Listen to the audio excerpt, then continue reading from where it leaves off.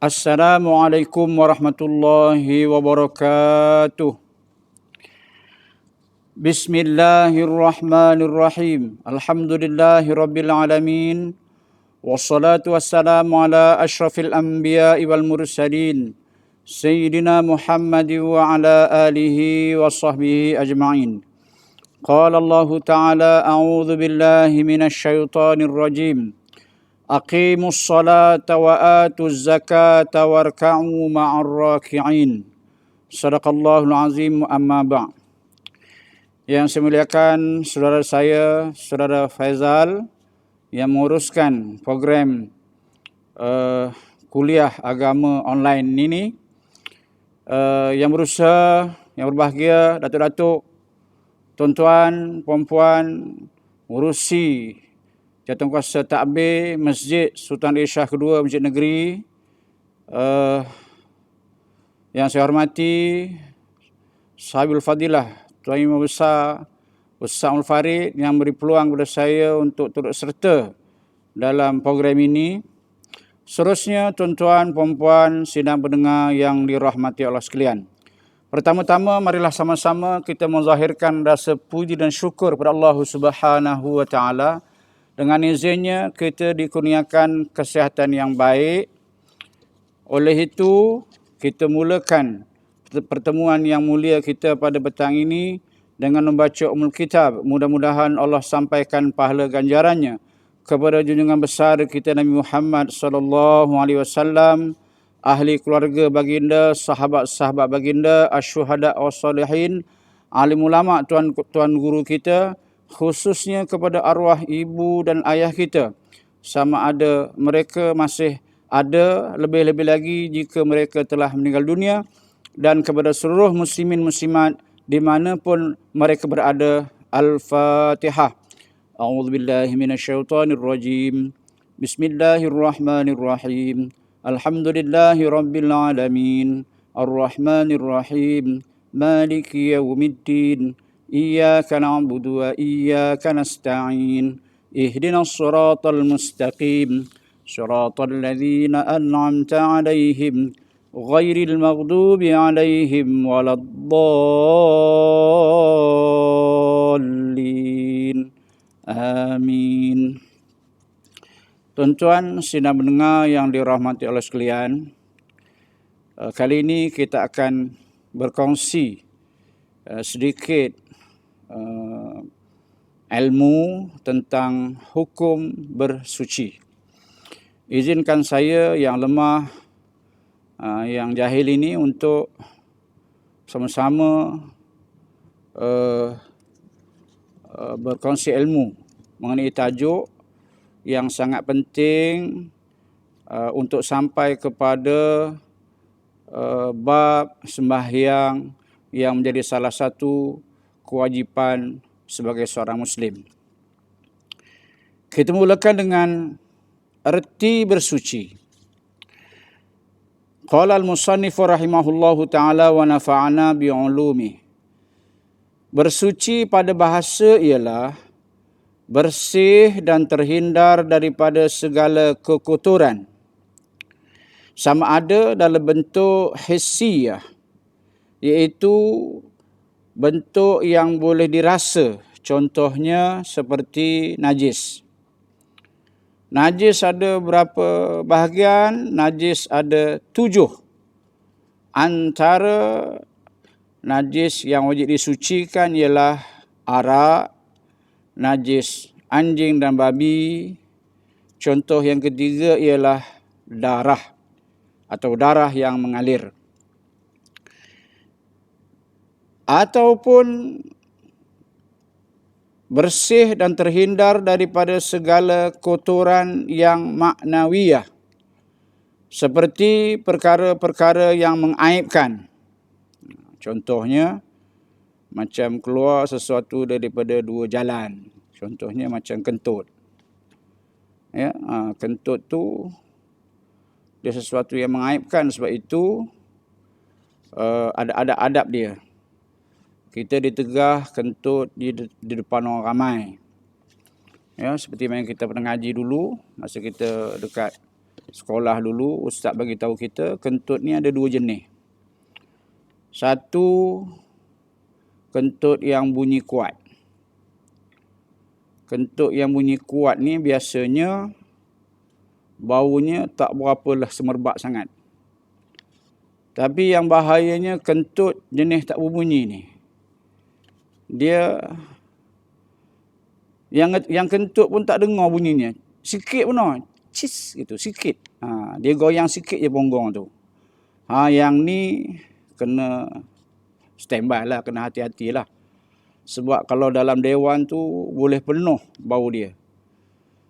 Ya, jadi sebab itu kita diminta untuk mengelakkan diri atau minta izin keluar daripada majlis, lepaskanlah di luar nun. Ya, kata orang tua, kenapa seseorang itu suka kentut atau selalu kentut? Kentut itu bunga kepada buang air besar. Ya, orang tua kata gelak bunganya menangis. Dia gelak sudah nangis. Sebab itu orang tua cakap gelak nangis tu. Tak lama nangis betul. Gelak bunganya menangis. Kentut bunganya nak buang air besar. Ya, kalau nguap je, kalau ngaji tu nguap, itu maknanya dia nak tidur. Ya, dia nak tidur. Bagi bantai, suruh dia tidur. Ya, baik. Ataupun banyaklah contoh-contoh lain. Ya, nanti bila sampai kepada babnya kita akan bincang lebih detail. Ataupun bersuci pada bahasa ialah bersih dan terhindar daripada segala sifat-sifat keji. Sifat-sifat mazmumah, contohnya riya, sum'ah, ujub dan lain-lain. Manakala bersuci mengikut syarak pula ialah perbuatan yang apabila dilakukan akan mengharuskan seseorang itu mendirikan sembahyang. Selagi perkara itu tidak dilakukan, seseorang itu ditegah mendirikan sembahyang. Atau apa-apa perkara yang berkaitan dengan hukum sembahyang. Sebab itu kalau kita tengok, sebelum seseorang itu mendirikan sembahyang, dia kena faham betul. Dah sempurnakah syarat-syarat dia untuk membolehkan dia mendirikan sembahyang dan sembahyangnya itu diterima. Ya, antara syarat-syarat sah sembahyang itu salah satunya ialah bersuci. Yang kedua, dah masuk waktu sembahyang, dan seterusnya lah.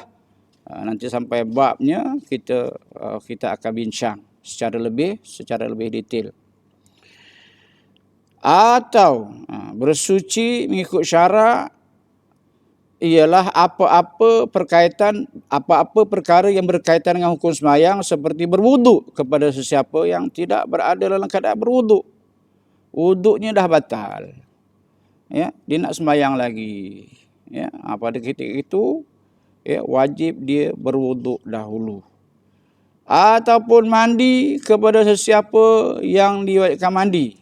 Dia kedatangan hadas besar. Dia tidak cukup dengan berwuduk saja.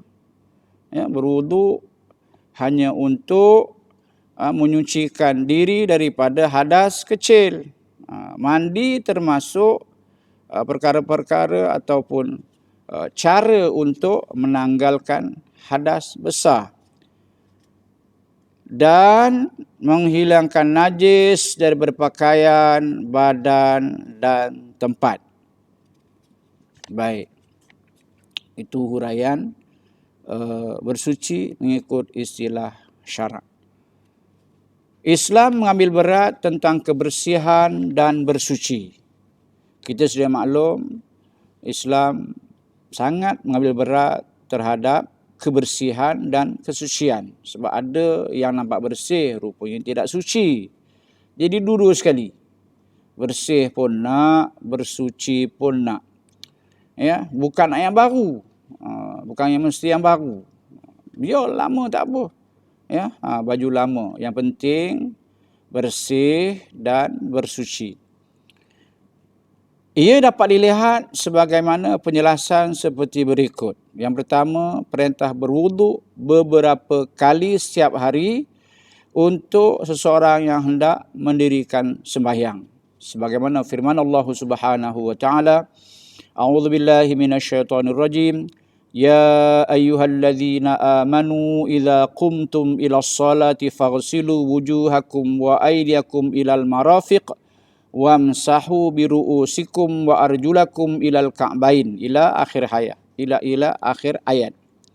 Maksudnya, wahai orang-orang yang beriman, sekiranya kamu ingin mendirikan sembahyang, maka basuhlah muka-muka kamu.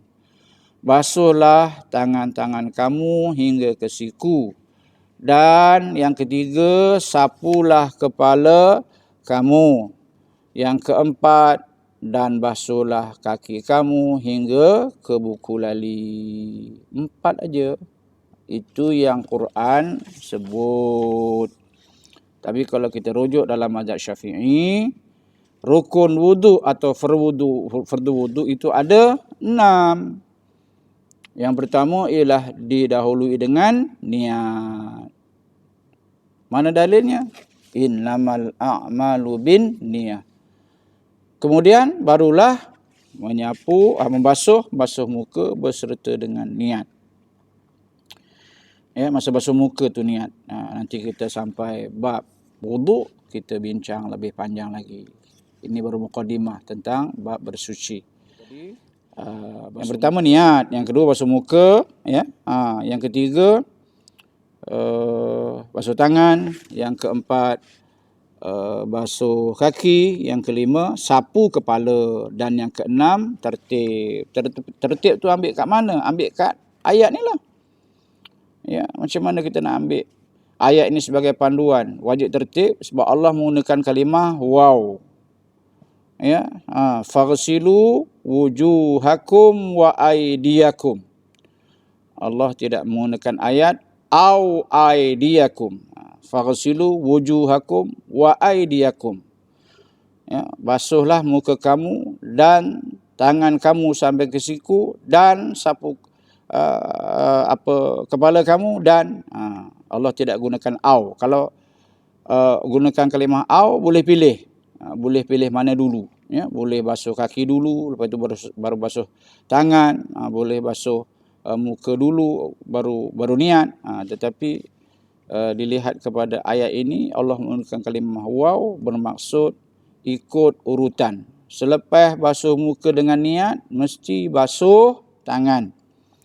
Lepas basuh tangan, barulah sapu kepala. Lepas sapu kepala, barulah basuh kaki. Tak boleh colan-calin, tak boleh terbalik-balik.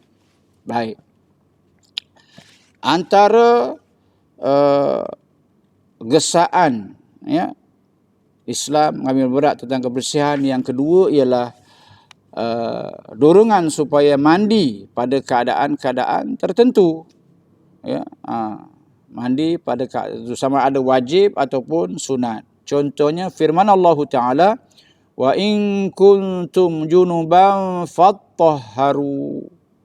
Maksudnya, jika kamu dalam keadaan berjunub, maka bersucilah. Sebahagian daripada Surah Al-Ma'idah ayat yang ke-6. Kemudian yang ketiga, perintah memelihara kebersihan melalui apa? Melalui perintah supaya memotong kuku, membersihkan gigi dan pakaian.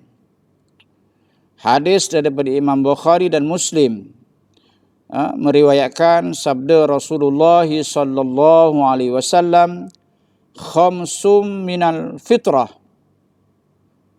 Maksudnya 5 perkara daripada fitrah.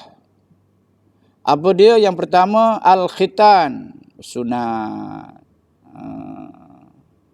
Yang kedua, wal istihdad, mencukur bulu ari-ari. Kemudian wa natful ibt, mencabut bulu ketiak. Bulu ketiak jangan dicukur. Nanti Asal 3 lah jadi 30 lah. Cukur kali kedua daripada 30 lah jadi 60 lah. Cukur kali seterusnya daripada 60 lah jadi 600 lah. Ya. Jadi bulu ketiak ni sunat dicabut sambil-sambil rehat baring-baring tu kan. Udah tak boleh keluar rumah ni, duduk di rumah, apa kerja? Cabut bulu ketiak. Mula-mula suami cabut bulu ketiak isteri. Mai sini. Ya, buka ketiak tu. Abang merepek. Buat apa ni? Nak ikut sunnah ni. Bismillahirrahmanirrahim. Allahumma salli ala Muhammad wa ala ali Muhammad. Cabut satu. Isteri rasa cemburu pula. Tak adil kopi ni bang. Pagi raya pula cabut bulu ketiak bang. Nah, buka ketiak suami cabut. Kan mesra, kan indah. Bulu ketiak jangan cukur, dicabut. Ya, misal jangan dicabut pula. Tercabut mata. Misal janggut, ya, jangan dicabut. Ya, misal dalam satu. Ya, jangan dicabut.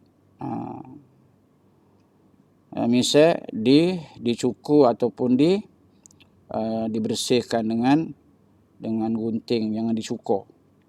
Kemudian wa taqlimul azafir, memotong kuku dipotong. Kita ni manusia bukan macam rimau. Rimau memang dia perlukan kuku.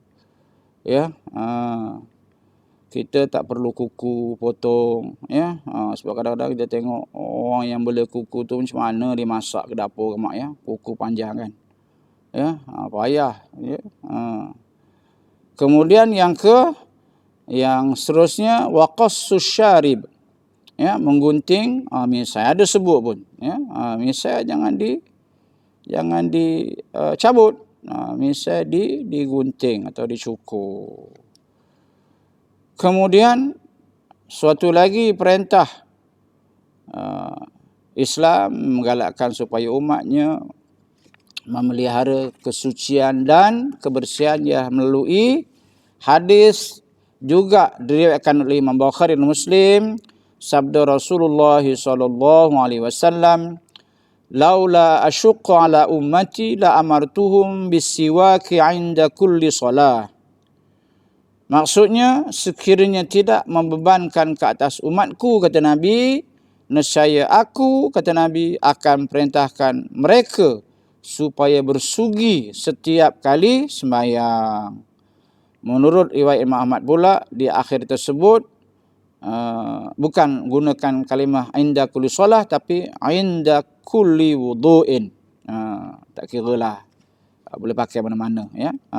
Nak faham. Inda kulli solah pun boleh. Inda kulli wudu'in. Maknanya, begitulah perhatian agama ini, Islam melalui nabinya, menggalakkan supaya sentiasa memelihara kebersihan dan kesucian. Kemudian firman Allah Ta'ala dalam surah Al-Mudaththir ayat keempat, A'udzubillahi minasyaitonirrajim, wa thiyabaka fatahhir, dan pakaian kamu maka bersihkanlah. Seterusnya dalam satu hadis daripada Abu Daud meriwayatkan sabda Nabi SAW kepada para sahabatnya yang bermaksud, sesungguhnya kamu akan berjumpa saudara-saudara kamu, maka perelokkanlah bekalan kamu dan pakaian kamu sehingga kamu menjadi tahi lalat di kalangan manusia. Sesungguhnya Allah Ta'ala tidak suka kepada perkataan dan perbuatan yang keji dan keterlaluan dalam perkataan dan dalam perbuatan. Apa maksudnya ni? Sesungguhnya kamu akan berjumpa saudara kamu. Betul lah. Takkan kita duduk seorang. Ya, tengah sekarang ni memang tengah ada larangan. Setengah tempat tak boleh keluar. Ya, tapi dalam rumah pun kita berjumpa orang. kita jumpa isteri kita, kita jumpa anak-anak kita. Ya, nanti bila dah mudah-mudahan berkat usaha tuan-tuan, berkat usaha kita semua, kita pelihara kita, ya, sekaligus memelihara sesaudara kita. Ya, kita patuhi SOP yang telah minta untuk kita mematuhinya oleh pihak berkuasa. Bila kita bertemu dengan saudara kita, apa Nabi pesan? Perelokkan bekalan, perelokkan pakaian, supaya kamu menjadi tahi lalat di kalangan manusia, bukan jadi lalat di kalangan manusia. Apa maksud bekalan? Maksud bekalan di sini ialah semua barang-barang yang diperlukan untuk perjalanan, umpamanya untuk musafir. Ya, untuk musafir, katakanlah nak pergi umrah ke, nak pergi Mekah ke. Takkan kain ihram tu lilit kat leher je. Ya, kalau kita ditakdirkan terus ke Madinah, kita tak pakai ihram kan daripada rumah. Kalau kita pakai ihram daripada Madinah daripada rumah nak ke Madinah, aja gelakkan orang lah. Ya, aja gelakkan orang. Ya, kalaupun kita kena pakai ihram, kita pakai sebaik-baiknya. Pakai pakaian yang lain masuk dalam beg lah. Ya, takkan masuk dalam beg plastik, nak bungkus barang tu, dalam beg yang kemas, yang elok. Ya, maksud bekalan itu ialah barang-barang yang diperlukan untuk sepanjang perjalanan atau sepanjang berada di tempat kita musafir itu. Barang-barang yang akan diletakkan, kalau ikut makna asal, tafsiran asalnya, diletakkan di belakang unta atau binatang tunggangan ataupun kenderaan. Ya, kalau naik kereta musafir ke Johor umpamanya, ataupun ke tempat lain, bawa anak hantar sekolah, ya, beg anak tu biarlah kemas, jangan dah rosak dia punya zip, ya, habis terbongkar semua, terkeluar semua barang dalam. Ya, atau naik terbang, naik terbang umpamanya. Ya, tentu nak elok, ada dikunci elok keselamatannya. Bukan mesti yang baru, tapi yang bersih, yang rapi, yang kemas. Kemudian maksud menjadi tahi lalat di kalangan manusia adalah yang menonjol, berbeza dengan orang lain, menjadi contoh terbaik kepada kawan-kawan kita yang dalam seperjalanan itu.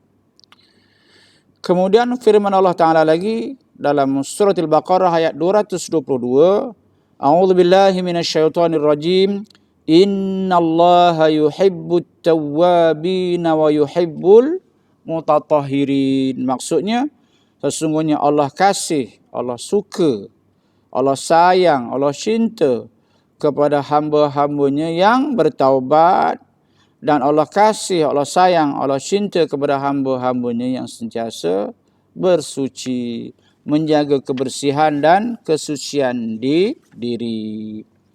Tuan-tuan, puan-puan sekalian, sesungguhnya Islam juga menjadikan bersuci itu separuh daripada iman. Sabda Rasulullah SAW, maksudnya bersuci itu separuh daripada iman. At-tuhuru syatrul iman, at-tuhuru nisful iman, atau at-tuhuru ba'dul iman. Hikmah disyariatkan bersuci.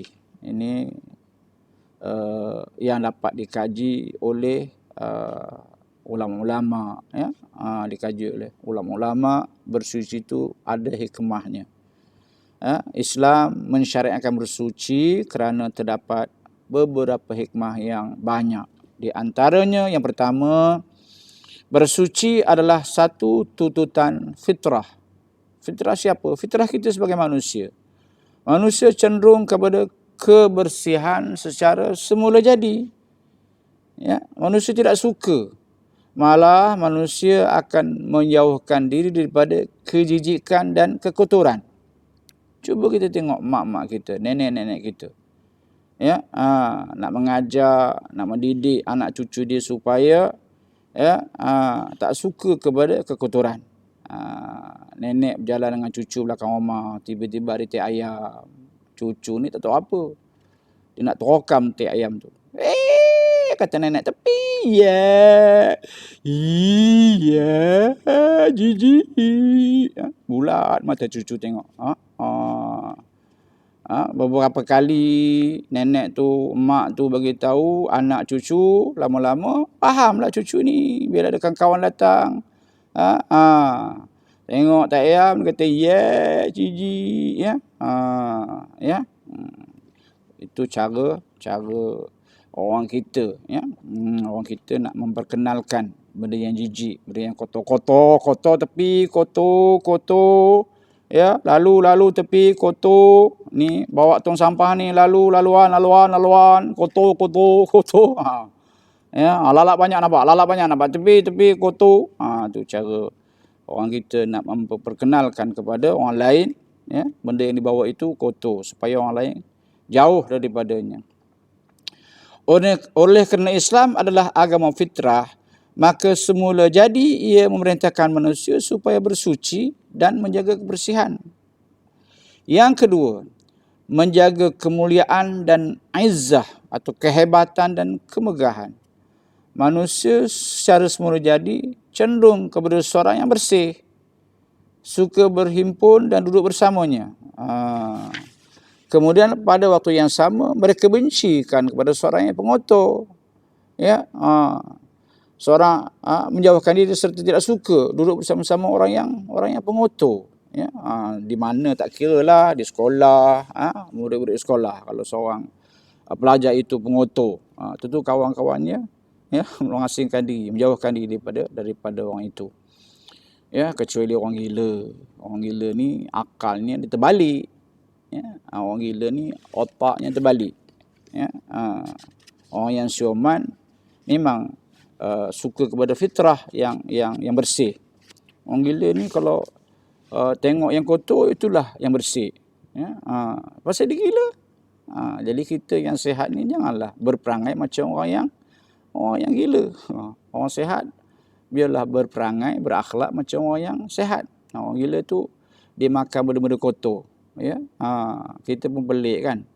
Apalah orang gila ni semua makan benda kotor. Tak, pada fikiran dia yang kotor tu yang bersih. Kita bagi yang bersih pun kita bagi elok tak nak. Ya, dia ambil yang kotor-kotor. Pakai pun pakai yang koyak-koyak, yang bau-bau, yang bau busuk tu. Sebab pada dia itu yang elok. Baik, oleh kerana Islam adalah agama yang sangat mengambil berat dalam menjaga kemuliaan seorang yang beriman dan kehebatan orang yang beriman, maka Islam memerintahkan supaya seseorang mukmin itu menjaga kebersihan agar menjadi orang yang mulia dan disegani di kalangan saudara-saudaranya. Yang ketiga, kita ambil satu lagi lah sebelum kita tutup, sebab kita kena ikut SOP. Kuliah maghrib ni selepas ba'diyah maghrib sampai masa waktu. Tak lama, setengah jam. Kita kena ikut SOP. Ya, melalut-lalut kan, langgar SOP. Ya, yang ketiga, menjaga kesihatan.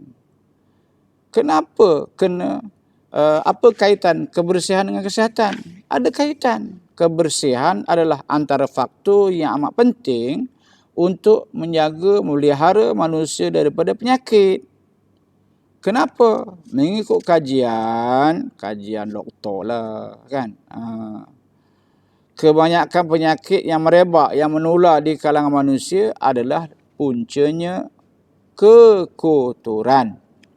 Oleh sebab itu, kita digesa supaya sentiasa membersihkan badan, membasuh muka, membersihkan badan. Terutama sekali ketiak. Ketiak bersih tapi bau hangit. Ya, orang yang ketiaknya bau hangit, dia tak cium bau ketiak dia, itu sebab dia selamba je. Orang lain semua tapi dia noin je. Pasal dia tak cium bau ketiak dia. Yang cium bau ketiak dia siapa? Yang keliling ni. Ada ke apa-apa ubat? Ya, pitua, bukan fatwa lain, ni pitua orang tua. Ya, pitua yang boleh dikongsikan. Allah mudah sangat tuan-tuan. Pergi kedai beli kapur sirih. Kapur sirih tahu? Bukan kapur nulis. Kapur nulis lain. Tu makan pen semua. Bukan. Jangan pakai itu. Kapur sirih, nang kupang je. Tak sampai RM1 pun. Kadang yang beku. Ada yang beku. Dah lama tak jual. Lama simpan kan. Buh air sikit. Bagi dia lembut. Calit je kat ketiak tu. Tapi jangan banyak-banyak. Nanti mengelucai ketiak tu. Ya, lelaki baik, lebih-lebih lagi perempuan. Nak jaga muka ya Rabbi. Lawa, comel, ya, menyolang. Ya, ya. Tiba-tiba bila dekat, hangit. Ya, tak jaga. Tak jaga. Udahlah bulu ketiak tak nak bercabut. Ya, mana Ustaz pernah nampak ke perempuan tak pernah cabut bulu ketiak? Ada. Bukan saja ngintai, tidak ternampak. Ya, macam mana nampak? Makcik ni pergi market pakai t-shirt. Ya, jadi ketika dia ngulur duit ke tokey ikan tu, terangkatlah kan tangannya kan. Oh, awak terpandang pula bulu ketiaknya apa? Bukan hitam, putih, panjang. Baunya bau boleh tahan, ya, hangit. Jadi macam mana? Udah kapur sirih je. Kapur sirih tu, ya, sapu sikit kat ketiak kanan, sapu ketiak kiri. Bismillahirrahmanirrahim. Sapu. Ketiak tak bau hangit, modelnya murah. Ya, jadi isteri-isteri, ya, mana-mana yang sayang ke suami itu, tolong ambil perhatian sebelum suami itu keluar berinteraksi, ya, dengan orang ramai di luar. Ya, cek dulu macam ni bang. Apa? Buka ketiak. Cium ketiak suami tu. Kalau okey, okey. Kalau tak okey, sekejap bang. Sekejap. Ni maruah bang. Maruah kita. Buka bulu ketiak. Buka ketiak. Colik sikit sapu. Yang suami pun terima kasih banyak. Ulur sikit. 10-2. Ya, sebab dia dah ambil berat air kita. Ini, udah cepat. Jangan gitu. Ya, yang itu ucaplah terima kasih. Kan ada kemesraan begitu, ya. Islam menggalakkan supaya bersihkan badan, basuh muka, basuh 2 tangan, hidung, 2 kaki, ya. Sentiasa kerana anggota-anggota ini sentiasa terdedah kepada kekotoran, ya. Kita yang kerja menggunakan sarung tangan tu tak apalah. Kita ni mana ada nak sembahyang jadi tu imam pakai sarung tangan, pelik. Sarung kaki ada, ya. Takkan nak sembahyang pakai topeng, nampak mata je, lari makmum, ya. Habis-habis pakai mask apa, saya tak apa nak sebut, ya, tutup hidung tu lah, itu kena pakai, ya. Menjadikan badan kita sentiasa terpelihara daripada penyakit. Masa sangat mencemburui kita.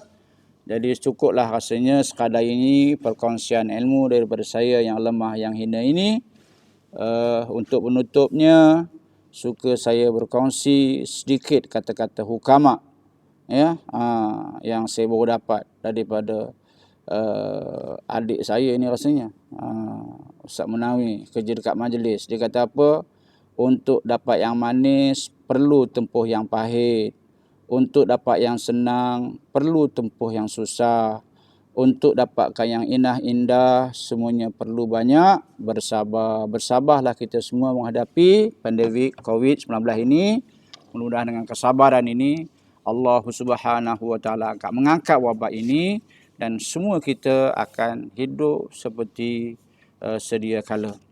Cukup tak kini aqulu qauli hadza wa astaghfirullahal azim li wa lakum wa lisairil muslimin wal muslimat fastaghfiruh innahu wal ghafurur rahim. A'udzu billahi minasyaitonir rajim. Bismillahirrahmanirrahim. Alhamdulillahirabbil alamin. Wassalatu wassalamu ala asyrafil mursalin sayyidina Muhammad wa ala alihi washabihi ajmain. Allahumma nawwir qulubana binuri hidayatika kama nawwartal arda wasyamsa wal qamara binurik. Allahumma dafa'anna al-bala wal waba wal fitan wat ta'un khususan virus al-corona am baladina hadza khassah wa am buldana ammah ya arhamar rahimin. Wa sallallahu ala sayyidina Muhammad wa ala alihi wa sahbihi wasallam. Alhamdulillahirabbil alamin. Salah silap saya mohon maaf. Assalamualaikum warahmatullahi wabarakatuh. Ila liqa ma'as salamah.